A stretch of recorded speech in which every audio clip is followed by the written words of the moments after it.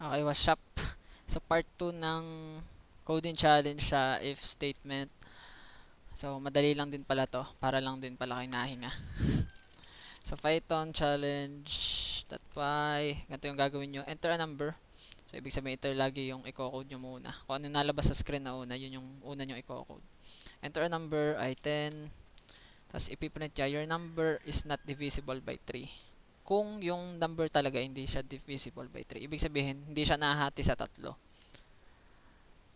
Yung kumbagay walang decimal, hindi siya sakto pag hinati sa tatlo. Kuwari ay 9, nahati siya sa tatlo, di ba? So yung number is divisible by 3. Pero pag ang in-enter niya ay 0, your number is 0. So parang tatlong choices na ang mangyayari diyan. So yun yung challenge doon. Enter a number. I-decide kung divisible ba siya by 3 or hindi, or yung number niya ay 0. So gawin agad natin siya. Dahil lang pala to. Game input, enter a number,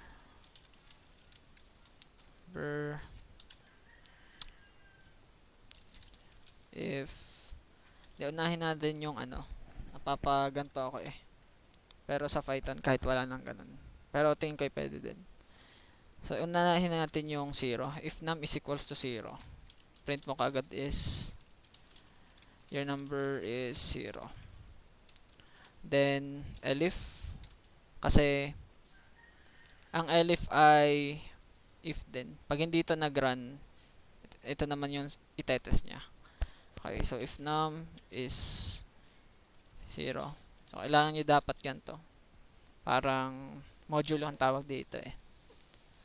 Kung may remainder siya, ibig sabihin, ang output kasi nito ay remainder yata. Tapos i-ano mo yung itetest mo kung ang remainder niya ay 0. Ibig sabihin, sakto siya. So, your number 9. So, dapat magpiprint din kung ano yung number na in-input niya.